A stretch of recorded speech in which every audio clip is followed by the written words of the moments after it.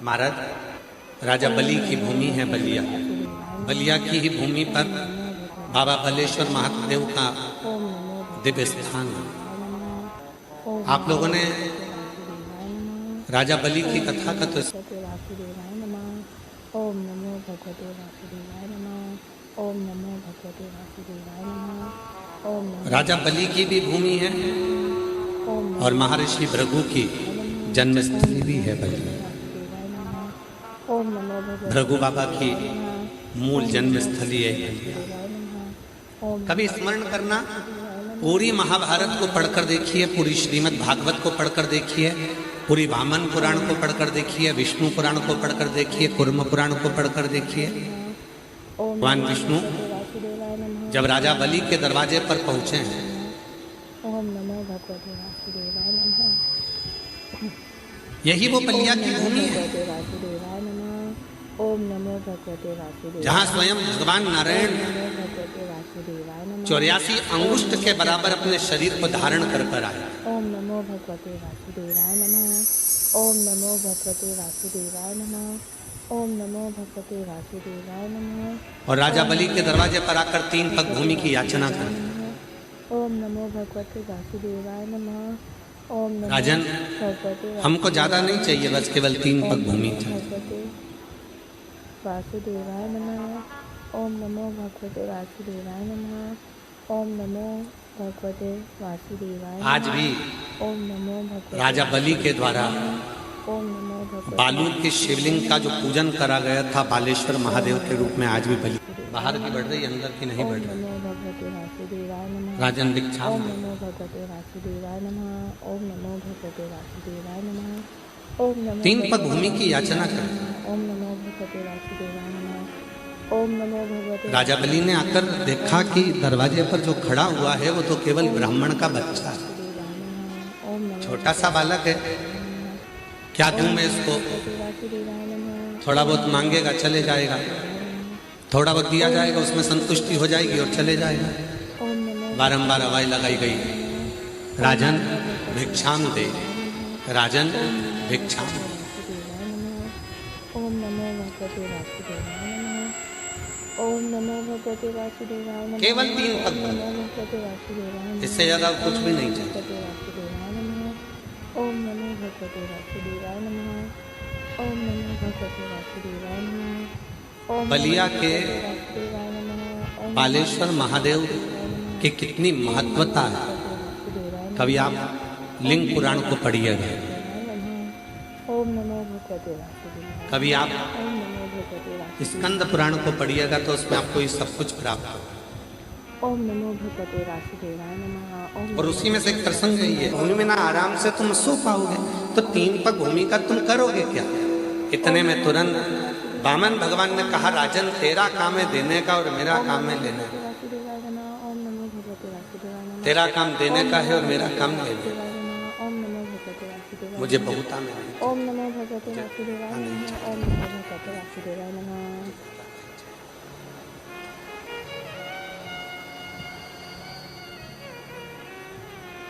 तब राजा बलि ने कहा कि महाराज आप तो इतने छोटे से हो,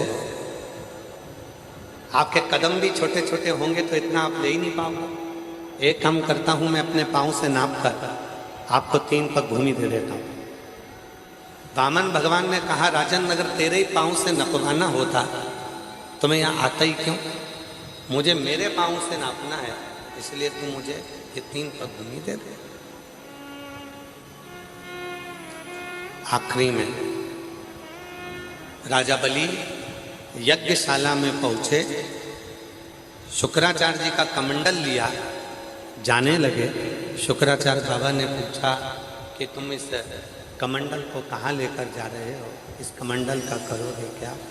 कहाँ लेकर जा रहे हो इस कमंडल? तो कहा, महाराज दरवाजे पर ब्राह्मण का बच्चा आया है जिसको 3 पग भूमि का दान दे। शुक्राचार्य जी ने जाकर देखा कि ये तो बच्चा ठीक है, ये तो स्वयं भगवान विष्णु, मना करा, नहीं माने।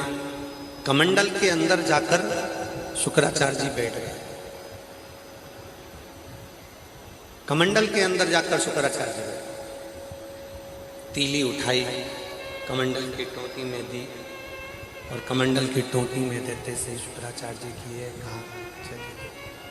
उनकी एक नेत्र शुक्राचार्य जी का चले बचाए। शिव पुराण की कथा कहती है, भगवान शंकर का चरित्र कहता है, शिव तत्व कहता है, भगवान शंकर का पवित्र चरित्र कह रहा है। शिव पुराण कहती है कि माता पिता और गुरु, इन तीनों की जो दृष्टि है वो एक होना चाहिए, जिसमें कोई भेद ना।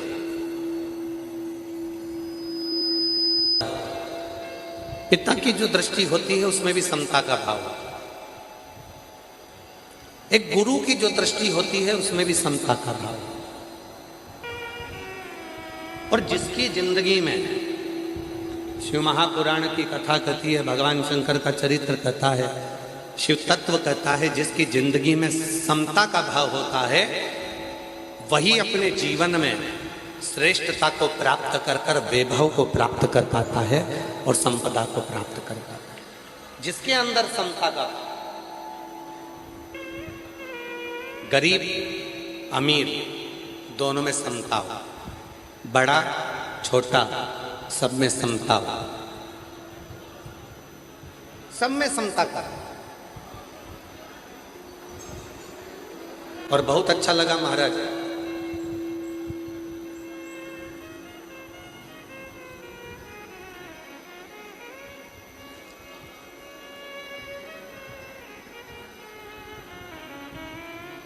माननीय मंत्री जी को मैं इस चीज के लिए धन्यवाद देता हूं कि इस पूरी कथा में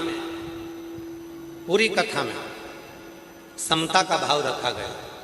बैठकर शिव महापुराण की कथा का लाभ लो, गरीब अमीर बड़ा छोटा सब में समता का भाव हो, यही शिव पुराण की कथा कहती है।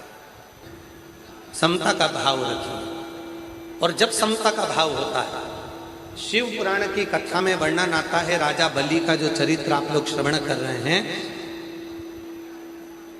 गुरु की दृष्टि एक, माता की दृष्टि एक, पिता की दृष्टि एक, और जिसको अपनी जिंदगी में बहुत उन्नति की सीढ़ी पर चढ़ना है उसको अपनी दृष्टि को एक रखना होता है, समता की दृष्टि रखना, समदृष्टि।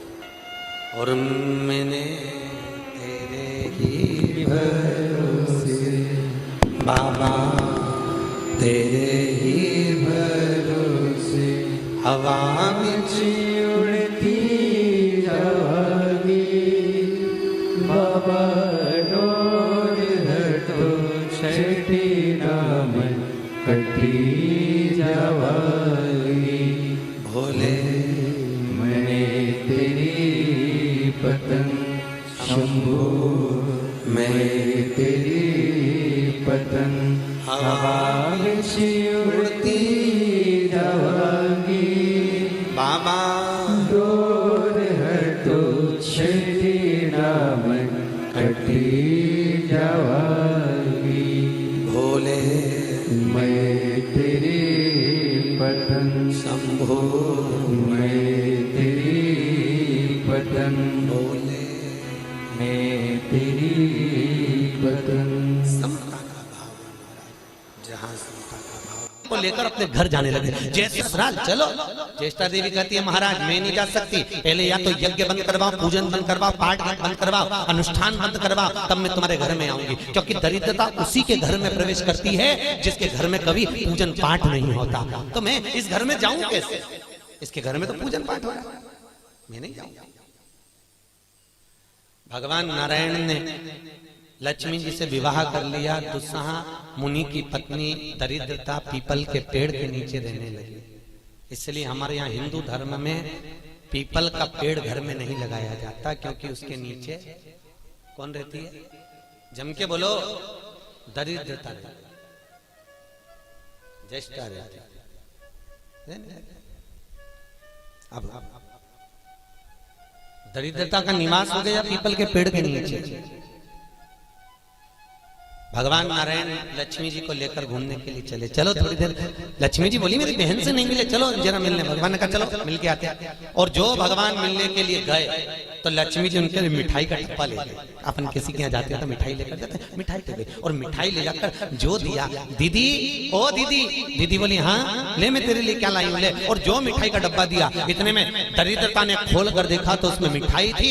दरिद्रता को क्रोध आ गया और दरिद्रता ने कहा लक्ष्मी तुझे मालूम नहीं कि मुझे प्रिय क्या, मुझे क्या अच्छा लगता है। लक्ष्मी जी ने कहा मैं जानती हूँ तेरे को खट्टा और तीखा, जम के तो बोलो मीठा है। इसलिए हमारे हिंदू धर्म की रीति है, आज भी दुकान के बाहर, घर के बाहर नींबू मिर्ची टांगी जाती है। मिठाई रसगुल्ले नहीं, क्या टांगते हैं? नींबू मिर्ची। और मिठाई कहाँ रखी जाती है? घर के अंदर। तीखा और खट्टा बाहर और मिठाई अंदर। उसका केवल, कई लोग कहते हैं नींबू मिर्ची इसलिए टांगते हैं नजर नहीं लगे। नजर नहीं, लक्ष्मी और दरिद्रता ये दोनों बहन का नियम है। प्रतिदिन सुबह से लेकर शाम तक ये प्रतिदिन घूमने के लिए निकलती हैं। प्रतिदिन ये इनका काम ही है घूमना, दोनों बहनों का, दरिद्रता और लक्ष्मी का। जब इनको भूख लगती है तो दोनों घर में प्रवेश करना चाहती हैं। और जैसे ही घर में प्रवेश करना चाहती हैं तो जिसके जैसी दोनों चलती हैं तो इतने में दरिद्रता देख लेती है कि मेरा भोजन तो बाहर ही टंगा है। तो दरिद्रता खाकर बाहर की बाहर चली जाती है और लक्ष्मी मिठाई के चक्कर में अंदर प्रवेश कर जाती है। लक्ष्मी लक्ष्मी अंदर प्रवेश कर।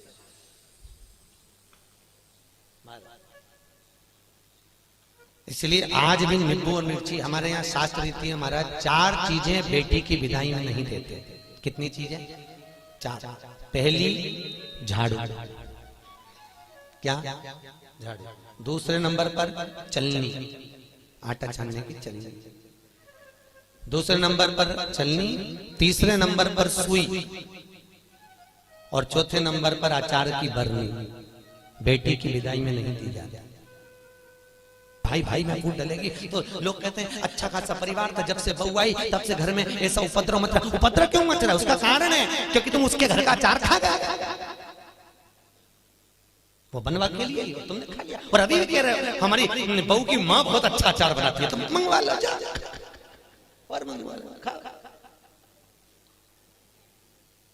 महाराज पहले बेटी की विदाई में भेजते थे बड़ी पापड़, और पहली विदाई में बेटी के भेजते थे बेटी के साथ में मैदे की पुड़ी, एक डलिया में कपड़े में बांधकर। उसमें ना तो नमक डलता था ना उसमें शक्कर डलती थी। क्यों? क्योंकि वो बेटी के विदाई में मैदे की पुड़ी इसलिए दी जाती थी कि हमने ये पुड़ी एकदम फीकी भेजी है, अब चाहे तुम इसमें नमक डालो चाहे इसमें शक्कर डालो, हमने तो हमारी बेटी को तुम्हें दे दिया, एकदम सीधी मैदे की पुड़ी की तरह भेजी है। अब तुम इसमें चाहे कपट भरो चाहे प्रेम भरो, तुम्हारी मर्जी है, हमने तो दे दी। कन्यादान करे और हम फिर हमें कहीं हमने तो देना था, दे दे।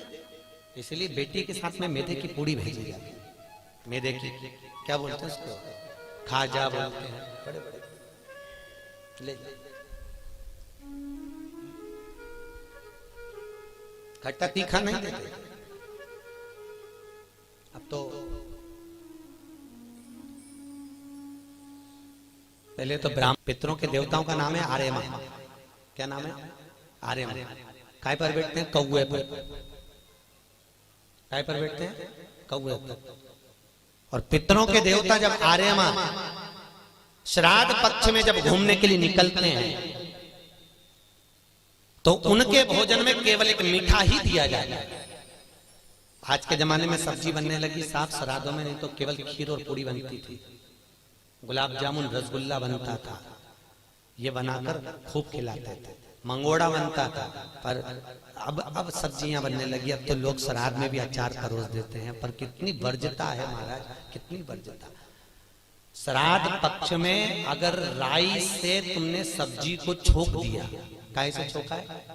राई से। सब्जी को अगर छोक दिया और वो सब्जी और पूरी तुमने छत पर ले जाकर पटक दी, तुम कितना भी कौवा को बुलाना, कौवे का बाप नहीं उसको भोग लगाएगा, लगाई नहीं उसको। हमारे यहाँ शास्त्र दरिद्रता को खट्टा और तीखा प्रिय है। इतने में भगवान जाने लगे लक्ष्मी जी ने कहा हमारी बहन से मिलने के लिए आए, कोई वर दीजिए। भगवान नारायण ने कहा लक्ष्मी आज शनिवार का दिन है, जिस दिन लक्ष्मी और नारायण दोनों इस पीपल के पेड़ के नीचे आए हैं। सुन दरिद्रता देवी, इस पीपल के वृक्ष के नीचे जो शनिवार को दिया लगाएगा वो लक्ष्मी और नारायण को अपने घर ले जाएगा। इसलिए शनिवार के दिन पीपल के वृक्ष के नीचे दिया का प्रमाण है महाराज।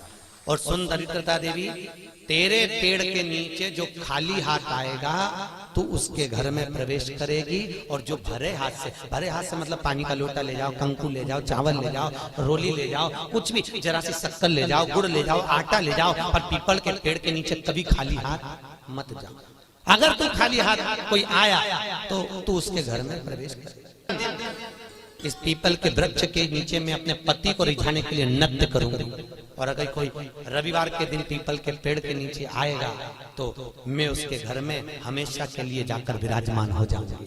भगवान ने कह दिया तथास्तु, तथास्तु। इसलिए केवल एक संडे का दिन ऐसा होता है जिस दिन पीपल के पेड़ के नीचे दिया नहीं लगाया जाता, बैठा नहीं जाता, प्रणाम नहीं किया जाता, परिक्रमा नहीं लगाया जाता। केवल जिनकी दीवालों पर कहीं पीपल लग जाता है ना, किसी किसी के घर में लग जाता है दीवालों के ऊपर, तुम कितना भी पीपल उखाड़ना वो वापस लग जाएगा, फिर उखाड़ो फिर लग जाएगा। पर पीपल उखाड़ने का भी एक प्रमाण है। अगर पीपल को उखाड़ना है तो केवल एक रविवार के दिन दीवाल के सामने जहां से पीपल उखाड़ना है वहां पर नींबू और 7 मिर्ची रख दीजिए, और उसके बाद पीपल को उखाड़ दीजिए और नींबू को वहां पर काट कर छोड़ दीजिए। उसके बाद कभी दीवाल में पीपल लग ही नहीं सकता उस स्थान। बोले ये मेरे भगवान, ये मेरे पिता, और पिता के मन के बात को जानना, पिता के भाव को जानना, पिता और माता को पहचानना, यह बहुत कठिन बात है साहब। दुनिया का कोई व्यक्ति अपने माँ बाप को नहीं जान सकता। जब तक जिंदा है तब तक लगता है ये मेरे हैं, उसके हैं, ऐसा करा वैसा करा, माँ ने ऐसा करा, बाप ने ऐसा करा, परिवार ने ऐसा करा, कुटुंब। अरे भाई चले गए, उसके बाद में फिर रोते हैं, भोग लगाते हैं। जीते जी दंगम दंगा, मरे पीछे पहुंचा दी गंगा। क्या मतलब?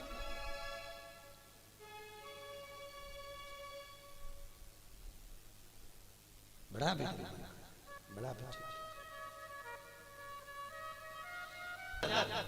भाव से तुम परमात्मा को रिझाओ तो सही। कई लोग कहते हैं हमारी माँ कपट रखती है, हमारे पिता हमको अपशब्द कहते हैं, हमारी माँ हमारी सास हमको आना। बोलने दो, उनको बोलने का काम है, बोलो। और याद रखना जितनी जितनी तुम्हारी बुराई होगी तुम उतने उतने स्वस्थ होते चले जाओ, उतने। आपको पहले कथा कही थी चारधाम मंदिर में, एक राजा बीमार पड़ गया, उसका काया गल गल कर नीचे टपकने लगी, काया का रोग हो गया। राजा ने सारे डॉक्टरों को दिखाया, इलाज नहीं मिला। तब गुरुजी के पास गया, गुरुदेव मेरे को बीमारी हो गई। गुरुजी बोले डॉक्टर को दिखाया? हाँ गुरुजी, पर मैं ठीक नहीं हुआ। गुरुजी ने कहा तेरा बड़ा भाई था कहाँ है? तो कि वो तो मर गया। भाभी है? हाँ। कहाँ है? राजभवन में। एक काम करा कर, चुपचाप से किसी को मालूम। तो गुरु तो महाराज भावसर जी, यहाँ सागर के पास में एक गाँव है, वहां पर एक महाराज जी रहते हैं, और किसी को सांप डस लेता है ना, तो भले वो हॉस्पिटल में पड़ा हुआ, सांप डस ले और वो फोन पर उनसे बात करा दो महाराज से, वो महाराज वहां से कुछ नहीं कहते, केवल गाली बकते, लपक के उसके कान में, और 15 से 20 मिनट में सांप का जहर उतर जाता। अब गुरु तो गुरु की मर्जी, उनका मन। ये यही की बात तुम्हारे उज्जैन के पास में कौन सा गाँव है बाबा, आगर के आगे एक गांव है कोई सा, वहां बिच्छू का जहर उतारा जाता है। किसी को बिच्छू काटा हो तो उसको ले जाए और ले गए, या कुत्ता काटा हो तो ले जाओ और ले गए, जैसी तो वैसी। तुमने बस जाके किया, महाराज जिसको कुत्ता काट गया वो उठ के आएगा, बोलेगा चलेगा कुछ नहीं, ऐसा देगा धर के गाल पे, मैं बैठा गुरु। अरे भंग सोचता नहीं, गुरु केवल बता देता है जा ऐसा कर ले। वो गुरु गुरु होता है, उसके जीवन में उसने जो भजन करा होता है उसका प्रताप की पुण्यता देता है वो कि तू गुरु जी ने कहा भाभी है? हाँ। उसके कमरे के बाहर जाकर चादर डाल के सो जा। गुरुजी उससे ठीक हो जाऊंगा, बिल्कुल हो जाएगा, जा तू सो जा। एक नौकरानी ने देख लिया, राजा तो भाभी के कमरे में जाके सोता, बताओ भाई भाई मर गया तो इतना खोला राजा। उसने दूसरी नौकरानी से कहा, दूसरी तीसरी से कहा, तीसरी चौथी से कहा, पूरे नगर में बात हो गई कि राजा इतना कपटी इतना खोला कि भाभी के कमरे में जाके सोता, भाई मर गया।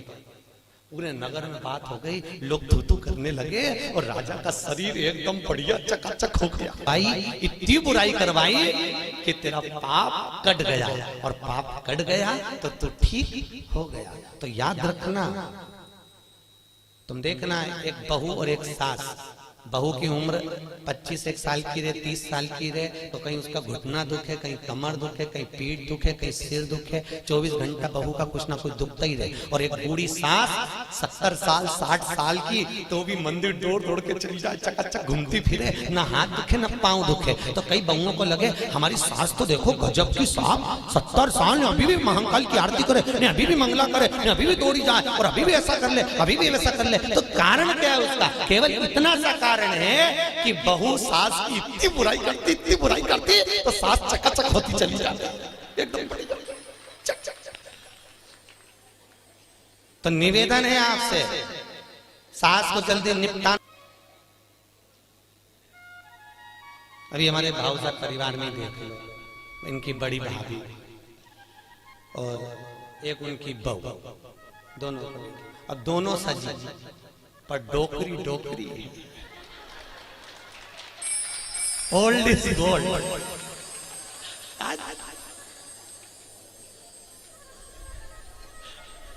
राधे ओल्ड भगवत हम समझ गए, हम सवेरे गए थे तो हमने जान लिया कि ये दवाई का असर, ये सत्संग का असर।